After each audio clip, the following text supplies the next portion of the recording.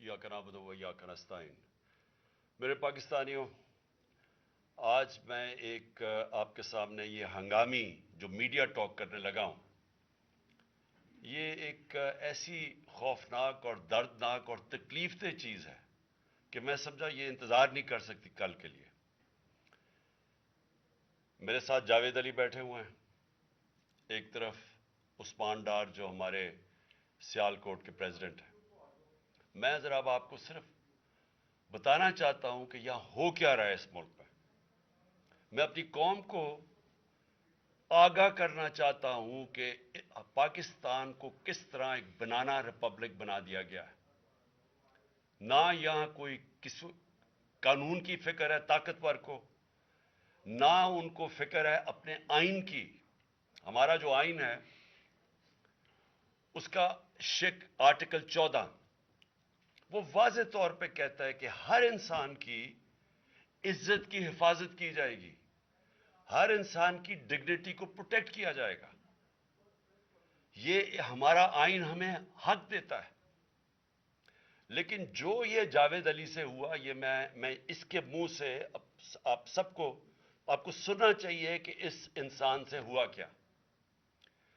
और मैं उसके बाद आपको बताऊंगा, ये जब खत्म कर देंगे, कि ये जावेद अली तो एक आदमी है जो सामने आ गया है।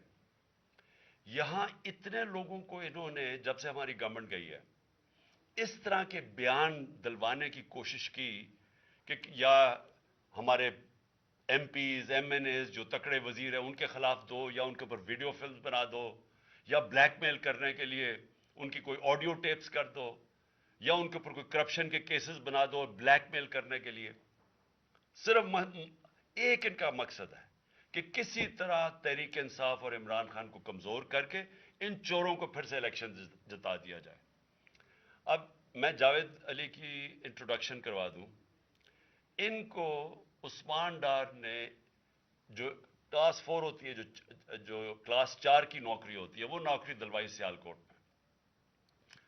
ये खुद बताएंगे कि इनकी नौकरी एक चौकीदार थे जी, चौकीदार की नौकरी थी।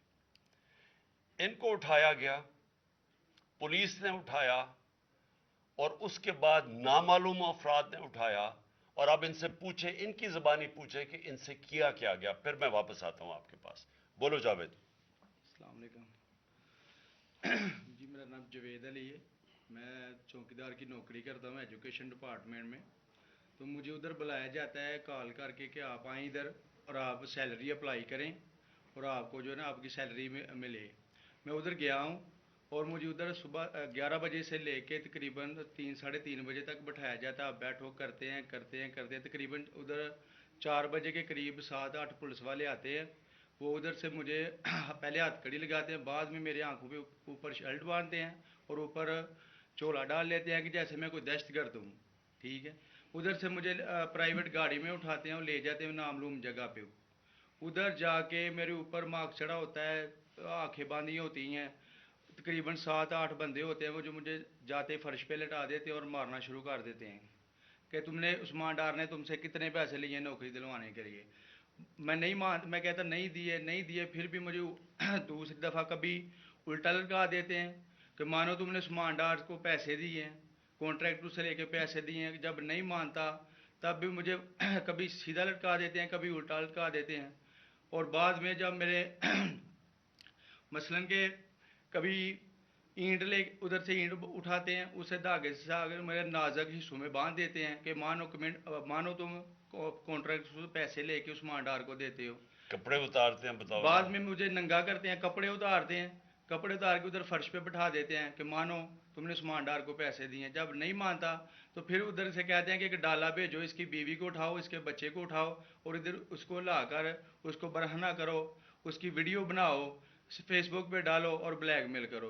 तब उधर से जाके जब मेरी फैमिली आई तब मैं उधर से टूटा, उनके आगे रोया कि अब आप बताएं कि मैंने क्या करना है। उसने कहा कि आप 124 के बयान दिए और ये कमेंट मेरे कह रहे हैं कि आपने ये पैसे ठेकेदारों से लेके उस्मान डार को दिए। ये बताएं आप कि कोई, ये सब चुप हो जाते थे जब कोई आता था एक उधर आदमी। जब मेरी तो आंखें बांधी होती थी, ठीक। اس وقت جب کوئی آتا تھا ادھر، کوئی افسر آتا تھا، یہ کہتے تھے کہ بڑے صاحب آ گئے ہیں، بڑے صاحب آ گئے ہیں، اور سب سائلنٹ ہو جاتے تھے. جب وہ آتا تھا سب سائلنٹ تھا. اب ٹھیک ہے لگے رہو، کرتے جاؤ، لگے رہو. یہ بات. میں اب آپ کے سامنے یہ جو جاوید علی نے بات رکھی، یہ ہر طرح ہم کنفرم کر سکتے ہیں. قرآن کے اوپر ہاتھ رکھنے کے لیے میرے سامنے تیار تھے.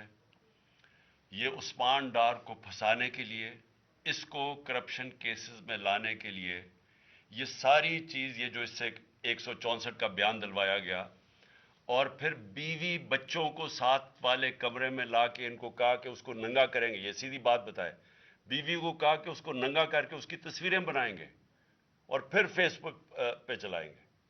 میں آج اپنی بڑے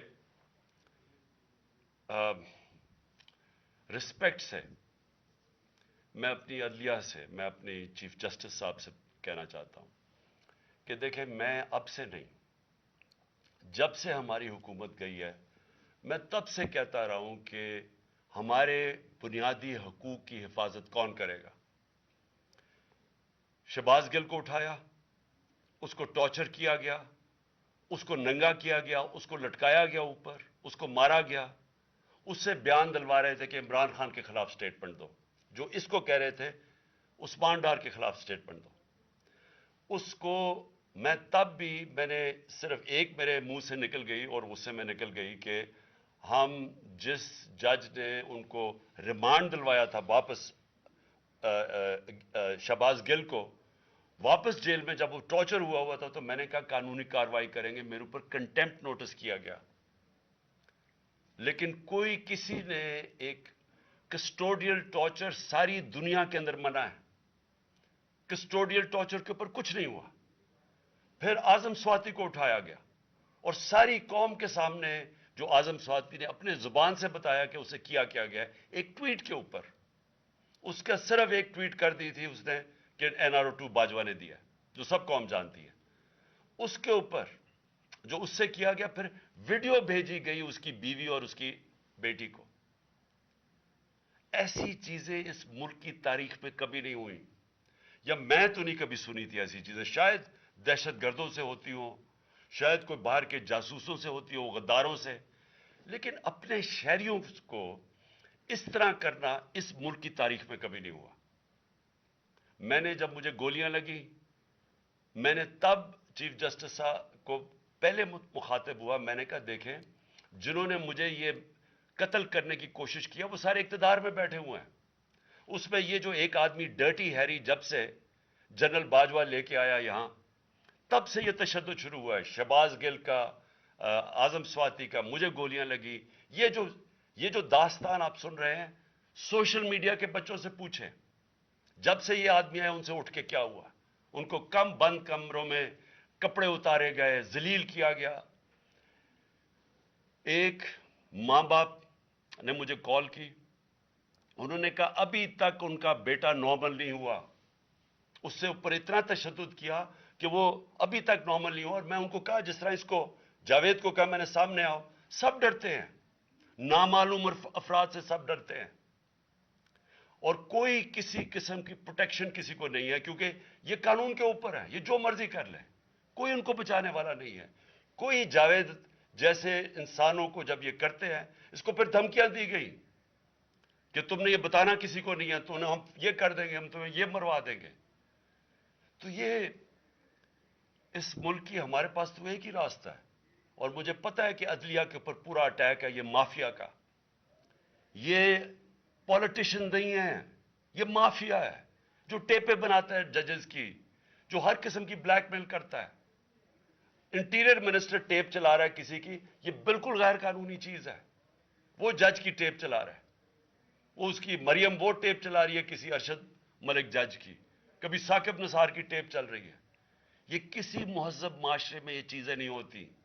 یہ کنٹرول کے لیے، عدلیہ کو کنٹرول کے لیے صرف یہ سارے حربے استعمال کیے جا رہے ہیں.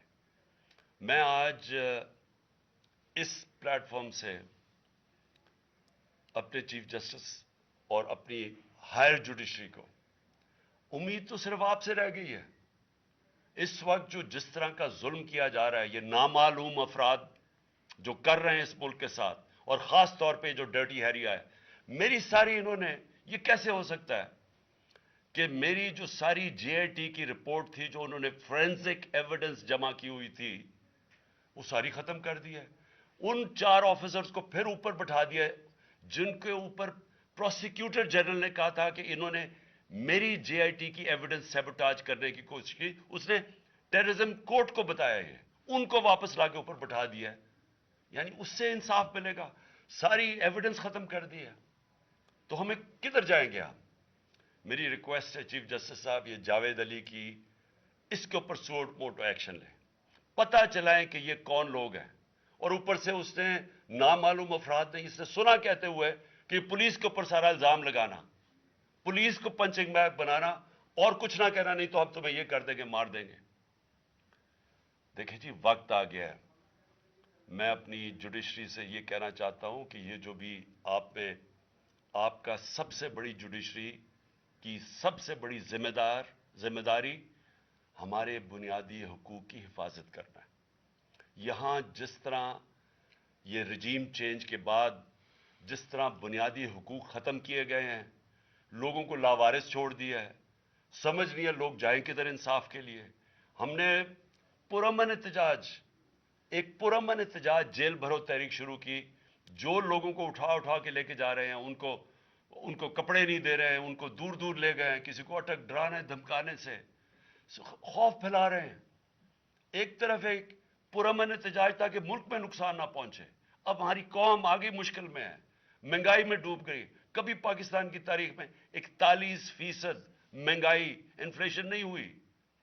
چھوڑ کے گئے تھے 12% تھی، آج 41% ہے. ہم اس کے احتجاج کریں کہ چور اوپر بٹھا دیے، این آر او مل گیا ہے، پکڑ کے یہ حالات ہوتا ہے. سب کو ڈرانا دھمکانا، جرنلسٹ کو، صحافیوں کو، ٹی وی چینلز کو. تو میں صرف چیف جسٹس صاحب اور آپ اپنے سپریم کورٹ سے آج خاص درخواست کرتا ہوں کہ یہ جاوید علی کی کہانی سنیں، پوچھیں کون ذمہ دار ہے. کہیں تو لائن ڈرا کریں کہ اب تو ان کو خوف تو ہو کہ کوئی کھڑا ہے ان کے لیے، عوام کے لیے، عوام کے ساتھ کھڑا ہے. کوئی تو ایکشن لیں تاکہ عوام کو کوئی حوصلہ ہو کہ ہماری عدلیہ ہمیں بچائے گی. کون بچائے گا جاوید؟ سوچیں کہ بیوی بچوں کو ساتھ والے کمرے میں جا کے کہتے ہیں اس کو ننگا کر کے ہم اس کی تصویریں بنائیں گے. یہ کون سے معاشرے میں ہوتا ہے؟ یہ کوئی غدار ہے؟ کوئی ایک چوکی دار کی کلاس 4 کی نوکری کر رہا ہے، اس سے اٹھا کے یہ کیا کہ جی اس کے خلاف ایویڈنس دے، کہ وہ دیکھیں جی کتنا آپ نے اس کے لیے کتنی، پتہ نہیں کدھر سے اس نے کلاس 4 کے چوکی دار نے پتہ نہیں کیسے پیسے بنا کے دینے تھے اس کو. لیکن کوئی ایویڈنس مل جائے تاکہ کسی طرح تحریک انصاف کا جو سیالکوٹ کا ہمارا ڈسٹرکٹ کا پریزیڈنٹ ہے، اس کو کسی طرح گندا کیا جائے اور اس کو کسی طرح نااہل کیا جائے، کسی طرح اینٹی کرپشن میں آ جائے. اور یہ ہے پنجاب کی جو انہوں نے کیئر ٹیکر گورنمنٹ، یہ جو ایک بددیانت دار ایک میں اس کا نام مجھے سمجھ نہیں آتا کہ ایسا گھٹیا چیف الیکشن کمیشن اس ملک کی تاریخ میں نہیں آیا، کہ شرم نہیں آئی کہ نیوٹرل کیئر ٹیکر یہ حرکتیں کرتا ہے. یہ نیوٹرل کیئر ٹیکر کے نیچے ہو رہا ہے.